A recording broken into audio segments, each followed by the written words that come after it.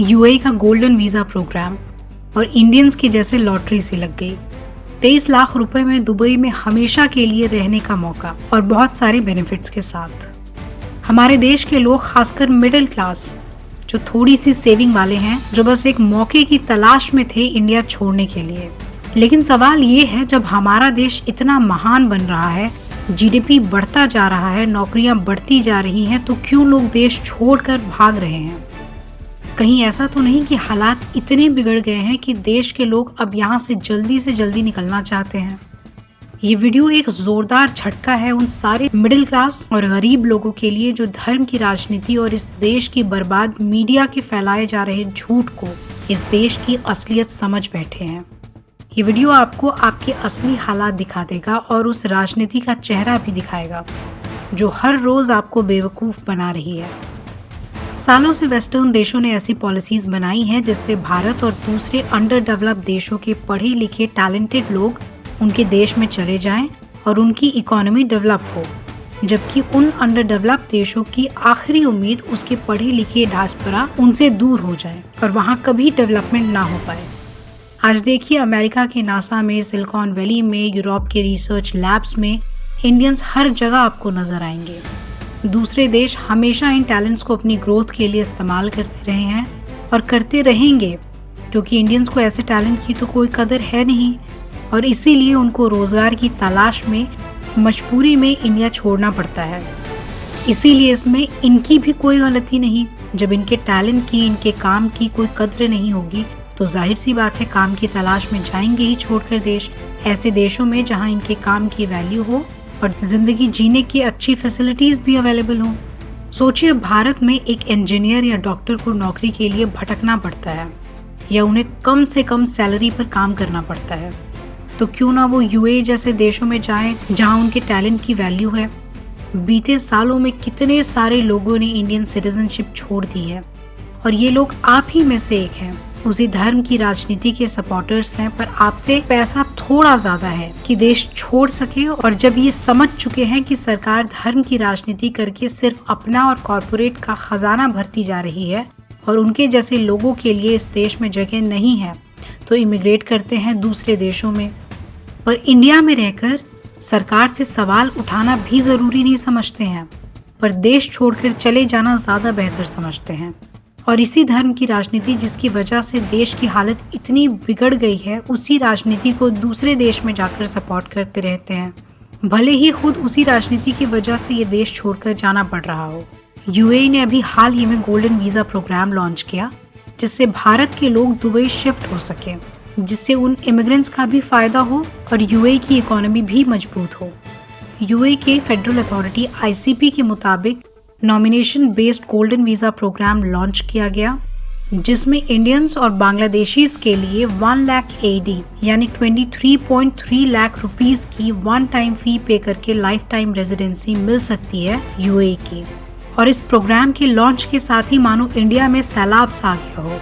India छोड़कर जाने की एक ताक में बैठे लोगों की तो मानो लॉटरी ही निकल गई हो। यूएई जानता है कि इंडिया का middle class professional, doctors, engineers, content creators उनकी इकोनॉमी को भारी फायदा पहुंचा सकते हैं और इंडिया कभी इन टैलेंट्स को इस्तेमाल तो करेगा नहीं, क्योंकि वो तो बिजी है हिंदू मुस्लिम की राजनीति में। तो वो एक एक्सेसिबल ऑप्शन प्रोवाइड कर रहे हैं जिससे मिडिल क्लास अफोर्ड कर पाए और इंडिया छोड़ने की उसकी डेस्परेशन को वो अपने फायदे के लिए इस्तेमाल कर पाए, जिसमें उनकी भी लॉटरी, यूएई की भी लॉटरी। बस किसी का कुछ लॉस है तो वो है इंडिया। खैर, जब उसके बारे में ना उसकी गवर्नमेंट को पड़ी है ना उसके देश के लोगों की, तो किसी और को क्यों फर्क पड़े भला इससे। ये गोल्डन वीजा यूएई के थ्रू पहले कुछ शर्तों पे दिया जाता था, जैसे प्रॉपर्टी इन्वेस्टमेंट जो 2 मिलियन एडी यानी 4 करोड़ के आसपास की प्रॉपर्टी इन्वेस्टमेंट के बाद मिलता था, या फिर एंटरप्रेन्योर्स जिनके स्टार्टअप की वैल्यू 5 लाख एडी से ज्यादा होती थी, या साइंटिस्ट, डॉक्टर्स या आर्टिस्ट जो यूएई के कल्चर या साइंस में कंट्रीब्यूट कर सकते हैं, या फिर उन स्टूडेंट्स को जिनका जीपीए 3.8 से ऊपर हो तो उनको गोल्डन वीजा मिल सकता था। पर अब वही वीजा 2025 में यूएई सबको प्रोवाइड कर रहा है, इंडियंस और बांग्लादेशीज को। बस उनका काम यूएई के लिए वैल्यूएबल होना चाहिए और इसके फायदे लाइफ टाइम रेजिडेंसी, अपना बिजनेस 100% ओन करने की freedom, zero income tax, family sponsorship और वर्ल्ड क्लास हेल्थ केयर और एजुकेशन को एंजॉय कर सकते हैं आप। मिनिस्ट्री ऑफ एक्सटर्नल अफेयर्स के मुताबिक 5,000 से ज़्यादा लोग अब तक अप्लाई कर चुके हैं और ये सिर्फ शुरुआती नंबर है। आगे आने वाले महीनों में ये नंबर और तेज़ी से बढ़ेगा। और ये सारे लोग मिडिल क्लास और थोड़ी सी अपर मिडिल क्लास फैमिलीज से बिलोंग करते हैं, जैसे कि डॉक्टर्स, इंजीनियर्स, स्मॉल बिजनेसमैन जो अपनी सेविंग से देश छोड़ सकते हैं। पिछले 10 सालों में 2 लाख से ज़्यादा लोगों ने इंडियन सिटीजनशिप को छोड़ दिया है। और ये मेरा कहना नहीं है, ये मिनिस्ट्री ऑफ एक्सटर्नल अफेयर्स का कहना है। ये वो लोग हैं जो मजबूरी में इंडिया में रह रहे हैं और बस एक मौके की तलाश में हैं कि कब इंडिया छोड़कर जाने का मौका मिल सके। ये लोग इंडिया छोड़ना चाहते हैं क्योंकि वो विश्वगुरु भारत की असलियत को अब साफ साफ समझ चुके हैं। उनमें अब इस देश की हालत सुधरने जैसी कोई उम्मीद नहीं बची है और अब वो इस झूठ से बाहर निकल चुके हैं जिसमें आप अभी भी जी रहे हैं। सोचिए, एक पियोन की पोस्ट निकलने पर लाखों लोग पहुंच जाते हैं, इवन पीएचडी स्कॉलर्स भी लाइन में खड़े हो जाते हैं। इतनी जॉब की किल्लत है इस देश में और सरकार डेटा निकालती है कि अनएम्प्लॉयमेंट रेट तेजी से कम हो रहा है इस देश में। कभी आपने आपकी टाइट जेब और अपने आसपास के लोगों के हालात को देखकर के ये नहीं सोचा कि आखिर कहाँ जा रहे हैं वो जॉब्स, कौन कर रहा है उन जॉब्स को? तो फिर जॉब की लाइन में खड़े वो लोग कौन हैं? क्या वो इस देश के नागरिक नहीं हैं या फिर आप उनको बांग्लादेशी कहेंगे? CMIA के 2024 डेटा के मुताबिक अर्बन अनएम्प्लॉयमेंट रेट 7.8% है और अंडर अनएम्प्लॉयमेंट इससे भी बड़ा इशू है। लोग मजबूरी में लो पेइंग जॉब्स कर रहे हैं क्योंकि उनके क्वालिफिकेशन के हिसाब से जॉब्स ही नहीं है मार्केट में। ऊपर से एक और झूठ सरकार कहती है, भारत ने जापान को GDP में पीछे छोड़ दिया है, इनकम इनइक्वालिटी में अमेरिका और चाइना को पछाड़ दिया है और टेक्नोलॉजिकली हम महान बनते जा रहे हैं। पर ये सब एक झूठ है। IMF के 2024 डेटा के मुताबिक इंडिया की नॉमिनल GDP $3.94 ट्रिलियन है, जबकि जापान की $4.11 ट्रिलियन है और पर कैपिटा GDP में हम जापान के $33,000 के मुकाबले कहीं नहीं आते। दूसरी बात, जापान की इकॉनमी बीते सालों में तेजी से नीचे गिरी है, पर इसका मतलब ये नहीं है कि हमने उसको ओवरटेक कर लिया है। GDP का ये डेटा जो आपको दिखाया जा रहा है वो एक हेरा फेरी है। इंडिया की इकॉनमी गिर रही है, दिन पर दिन बढ़ नहीं रही है। आपकी जेब क्यों टाइट होती जा रही है?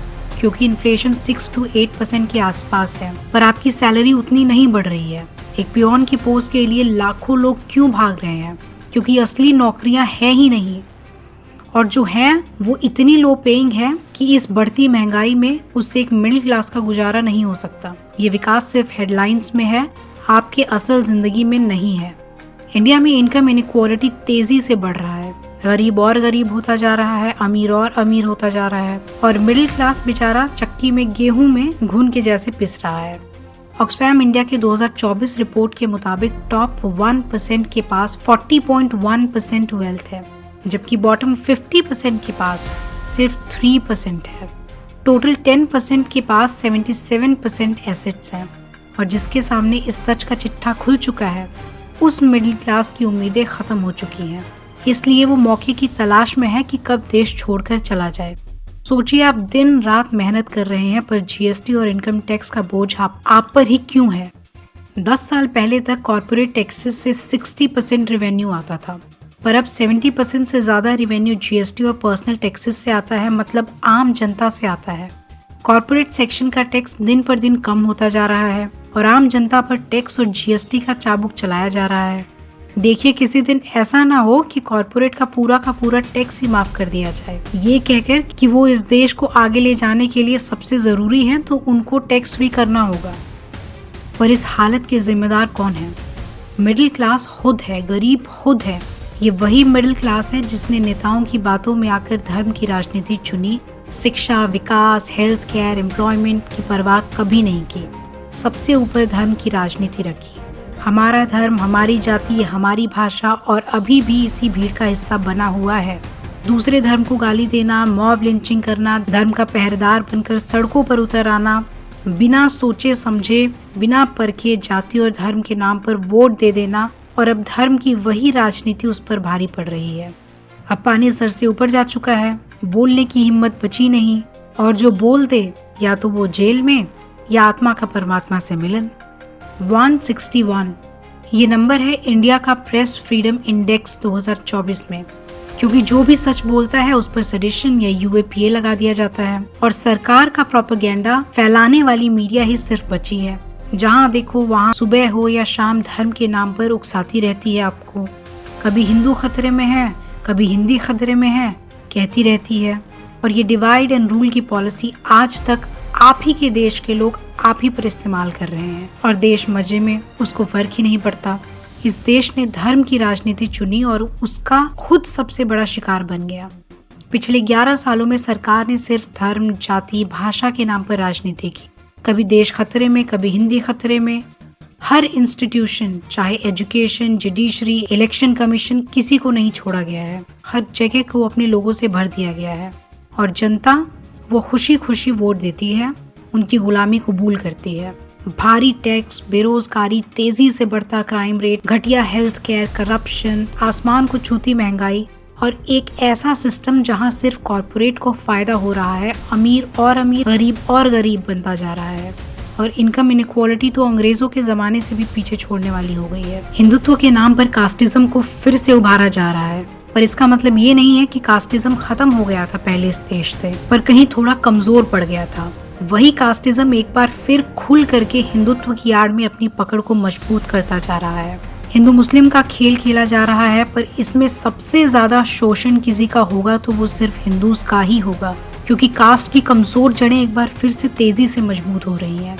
एनसीआरबी 2023 के मुताबिक कास्ट बेस्ड क्राइम्स में 7.2% की बढ़ोतरी हुई है।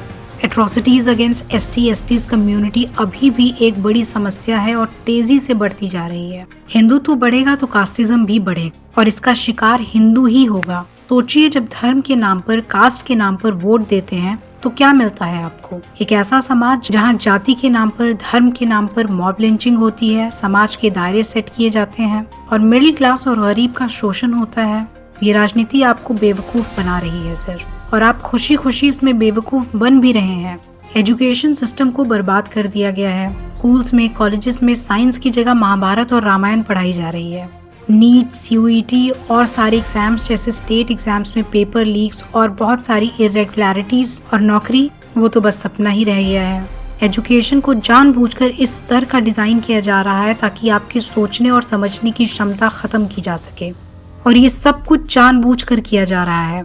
आपको एक अच्छा सिटीजन नहीं, सस्ता लेबर बनाया जा रहा है कॉर्पोरेट कंपनीज के लिए। जिस टीवी के सामने आप दिन रात बैठे रहते हैं, वो मीडिया इसी राजनीति की एक कठपुतली है। हर रोज बड़ी बड़ी हेडलाइंस लिखकर आपको बेवकूफ बना रही है। भारत विश्व गुरु बन गया है, पर आप खुद से ये बात पूछिए कि फिर आपकी जेब खाली क्यों है? क्योंकि ये सब एक बहुत बड़ा प्रोपेगेंडा है। आपको धर्म, जाति और भाषा के नाम पर भटकाते रहना, कभी हिंदू मुस्लिम, कभी मराठी तमिल का झगड़ा, कभी हिंदी के नाम पर लड़ाई, कभी विश्व गुरु का झूठ, जिससे जनता आपस में ही लड़ती रहे, जबकि असली मुद्दा रोटी, नौकरी, जिंदगी इस धर्म की राजनीति के पीछे कहीं छुप जाए। इंडिया में 2024 में 45% से ज्यादा अर्बन मिडिल क्लास फैमिलीज अपनी इनकम का 50% से ज्यादा रेंट और EMI पर खर्चा करती हैं। सोचिए, आपकी मेहनत का पैसा कहाँ जा रहा है? GST और टैक्स में। और ये पैसा किसके लिए? बड़े बड़े कॉर्पोरेट हाउसेस के लिए जो अपना खजाना चमकाने में लगे हैं। आपसे आपके बच्चों का फ्यूचर छीना जा रहा है और आप धर्म के नाम पर लड़ रहे हैं। ये वीडियो हर उस गरीब, उस मिडिल क्लास के लिए है जो अभी तक अपनी आंखों पे पट्टी बांधे घूम रहा है। ये देश हमारा है, हमारे शहीदों की कुर्बानियों का देश है, पर आज हम अपने ही नेताओं के हाथों बर्बाद हो रहे हैं। UAE का गोल्डन वीज़ा एक आईना है जो ये दिखाता है कि आज इंडिया के मिडिल क्लास की क्या हालत हो गई है। अब वक्त आ गया है कि अपनी आंखें खोलें और सच को देखें। सोशल मीडिया पर गालियां देने, फेक वीडियोस बनाने या धर्म के नाम पर लड़ना ये देशभक्ति नहीं है। असली देशभक्ति है अपने आप को एजुकेट करना, सच को पहचानना और गलत के खिलाफ आवाज उठाना। तो अब चुप मत रहिए, इस डिवाइड और रूल के खेल को सब मिलकर सिरे से खारिज कीजिए। अपने आप को एजुकेट कीजिए, सच को जानने और परखने की समझ रखिए और देश के कोने कोने तक ये बात पहुंचाइए। इस वीडियो को शेयर कीजिए, अपने दोस्तों, परिवार और कम्युनिटी के साथ डिस्कस कीजिए, इस पर रिसर्च कीजिए और मेरी पहचान मूवमेंट को ज्वाइन कीजिए ताकि देश के कोने कोने तक सच को पहुंचाया जा सके।